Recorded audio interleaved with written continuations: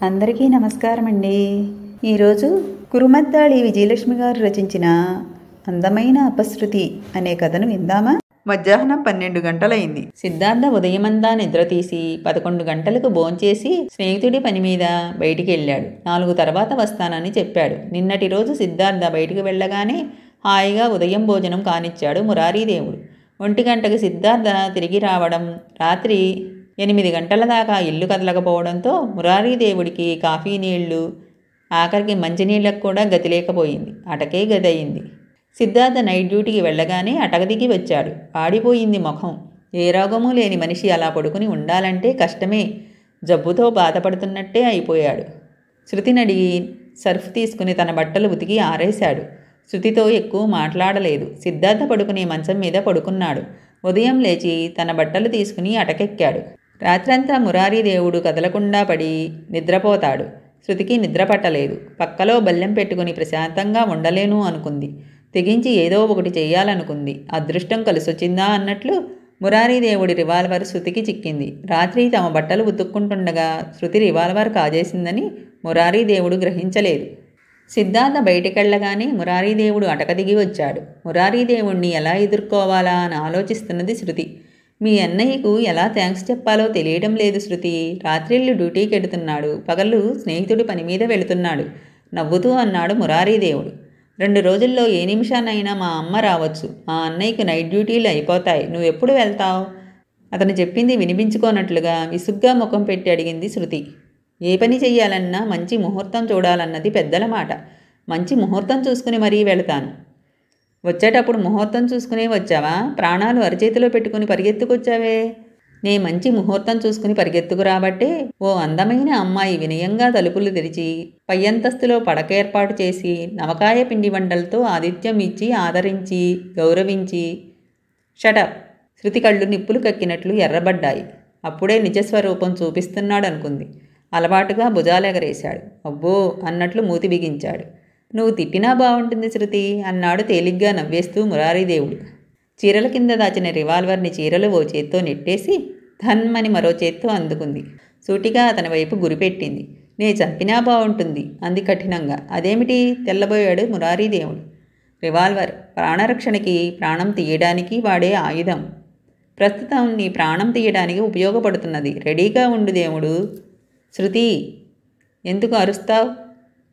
నేను నీకు అపకారం చెయ్యలేదు. అయినా నా రివాల్వర్ దొంగిలించి నన్నే బెదిరిస్తున్నావు. ఇది మంచిది కాదు. దొంగిలించడం ఆ అవసరం నీవే కల్పించావు.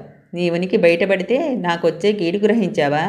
నీ క్షేమం నువ్వు చూసుకున్నట్టే నా క్షేమం నేను చూసుకుంటున్నాను. తక్షణం వెళ్ళిపోతే నీకు నాకు మంచిది. తక్షణం వెళ్ళడానికి వీలు లేదు. రాత్రికి వెళ్ళు. కాలు చాలా నొప్పి చేసింది. 4 అడుగులు వేస్తే నా పని అయిపోతుంది. సపోజ్ పరిగెత్తాల్సి వస్తుందనుకో. ఈ గురుడి పని గోవింద. కాలు నొప్పి తగ్గాలి, నే వెళ్ళాలి. అన్నీ దొంగ వేషాలు. నీకోసం మూలమూలలా గాలిస్తున్న విషయం, అన్ని చోట్ల పోలీసులు కాపలా విషయం మా అన్నయ్య నాతో చెబుతుంటే విని ఉంటావు. బయటకు వెడితే పట్టుబడతావని అనుమానం. ఇంక నువ్వు వెళ్ళవు. నేనింక భరించలేను. కాబట్టి తాడో పేడో తేల్చుకోదలిచాను. వెళతావా వెళ్ళవా? వెళ్ళనుగాక వెళ్ళను. అయితే ఇక నా చేతిలో ఏం లేదు, రివాల్వర్ తప్ప. ఎగతాళిగా నవ్వాడు మురారీదేవుడు. మండిపోయింది శృతికి. ఇక ఆలస్యం చేయదలుచుకోలేదు. 1 అంది. మురారీదేవుడి పిడికిళ్ళు బలంగా బిగుసుకున్నాయి. 2 2 పూర్తి చేయలేదు శృతి. 2 అన్నప్పుడే మురారీదేవుడు గాలిలో లేచి 2 పిల్లి మొగ్గలేసి శృతి మీదకి దూకడం, శృతి వెనక్కి పడబోవడం, శృతి కింద పడకుండా మురారీదేవుడు శృతి నడుం పట్టుకోవడం, రివాల్వర్ కంగున శబ్దం చేస్తూ కింద పడటం కన్నుమూసి తెరిచే లోపల జరిగిపోయింది. ఏ పెద్ద పులు అమాంతం మీదికి దూకినట్లు అనిపించింది శృతికి. కాళ్లలోంచి వణుకు బయలుదేరింది.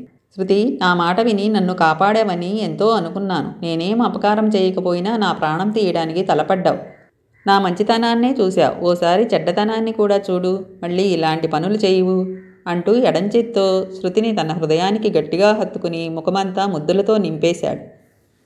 శృతి పెనుగులాడి విడిపించుకోవడానికి ప్రయత్నం చేసి వ్యర్థ ప్రయత్నం కాగా పెద్దగా అరవబోయింది. మురారీదేవుడి పెదవులు శృతి పెదవుల్ని మూసేశాయి. శృతి శరీరం నుంచి వెలువడే లక్స్ సుప్రీం సుగంధ పరిమళం ఆస్వాదించే స్థితిలో లేడు మురారీదేవుడు. పులి తొలిసారిగా మనిషి నెత్తురు రుచి మరిగినట్లు శృతి పెదవుల రుచి చూస్తూ కొద్ది క్షణాలు ఉండిపోయాడు. శృతి నిస్సత్తువుగా మురారీదేవుడి చేతిలో వడలిపోయిన తోటకూర కాడలా ఉండిపోయింది. శృతి పెదవి గంటుపడేలా కొరికి వదిలేశాడు మురారీదేవుడు. శృతి కళ్ళల్లో గిర్రున నీళ్లు తిరిగాయి. అబ్బా అంది. అబ్బా కాదు, అమ్మని తలుచుకో. వాళ్ళిద్దరినీ దేనికిలే, నన్ను తలుచుకో అని వంగి రివాల్వర్ అందుకున్నాడు మురారీదేవుడు. శృతి చేతుల్లో ముఖం దాచుకుని ఏడుపు ఆపుకోవడానికి వ్యర్థ ప్రయత్నం చేస్తున్నది. ఎకిసిపడే గుండె, వణుకుతున్న చేతులు, వినబడుతున్న ఎక్కిళ్ళు శృతి ఏడుస్తున్నదని చక్కగా తెలియజేస్తున్నాయి. ఏడుస్తున్నావా శృతి? మృదువుగా అడిగాడు మురారీదేవుడు. శృతి మాట్లాడలేదు. రేపు చేసినట్లు ఏమిటా ఏడుపు? ముందేమైంది ఈ జాగ్రత్త? హెచ్చరించానే, లక్ష్య పెట్టావా? ముద్దు పెట్టుకున్నాను అంతేగా. మృదుమధురంగా ఉండేది ముద్దు. దీనికి ఇంత బాధపడాలా? కాకపోతే ఆ తొందరలో కాస్త గట్టిగా ముద్దెట్టుకుని ఉంటాను. సారీ శృతి. మురారీదేవుడి చెయ్యి శృతి భుజం మీద నెమ్మదిగా పడింది. సారీ చెబుతున్నా కదా. ఒక ఆడపిల్లని బెదిరించి ఇలా దాక్కోవడం నాకు ఇష్టం లేదు. ఏం చేయను? నా వృత్తి అలాంటిది. నీ జోలికి రానని ముందే మాటిచ్చాను. ప్రాణం తీస్తానని రెండోసారి బెదిరించావు. నన్ను రెచ్చగొట్టావు. అయినా ముద్దుతో వదిలేశాను. కానీ మూడోసారి బెదిరించావనుకో, ముద్దుతో మాత్రం వదిలేయను. భుజం మీదున్న మురారీదేవుడి చేతిని విసిరికొట్టింది శృతి. పాముకి పాలు పోశాను వెక్కుతూనే కోపంగా అంది.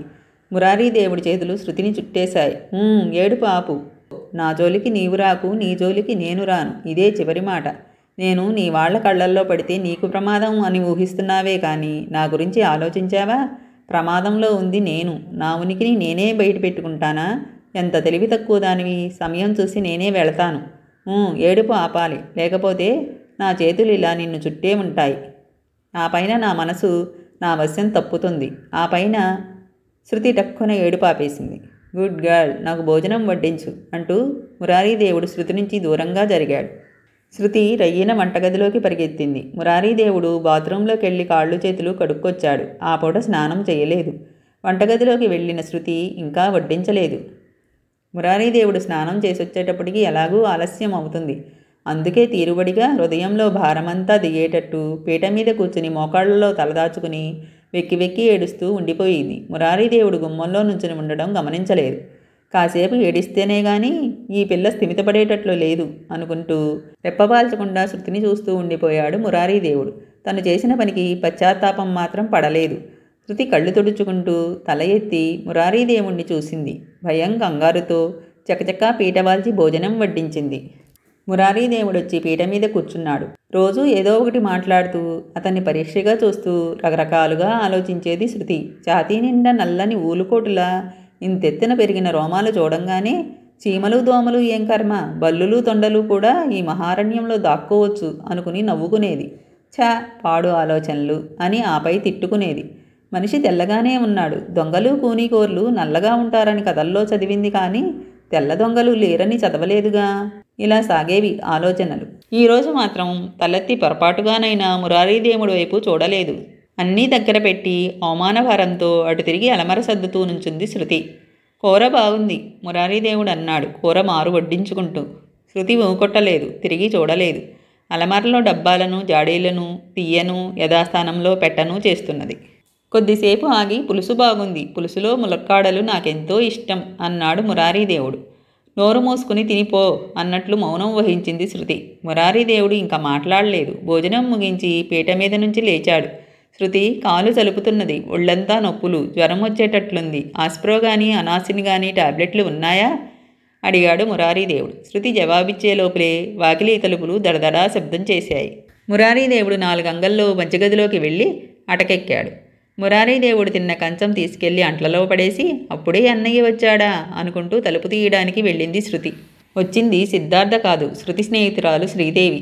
అదేమిటే శృతి, నీ మొహం అట్లా ఉంది? అద్దంలో ఓసారి చూసుకో. నుదుట కుంకుమ చెదిరింది. కాటుక కన్నీటి చారికలు బుగ్గల మీద జాలువారాయి. కళ్ళు ఉబ్బి ఉన్నాయి. ముఖం వాడిపోయింది. శరీరం నలగలేదులే. నే వస్తున్నానని ముందే గ్రహించి తీరుబడిగా ఏడుస్తూ కూర్చున్నావా ఏమిటి?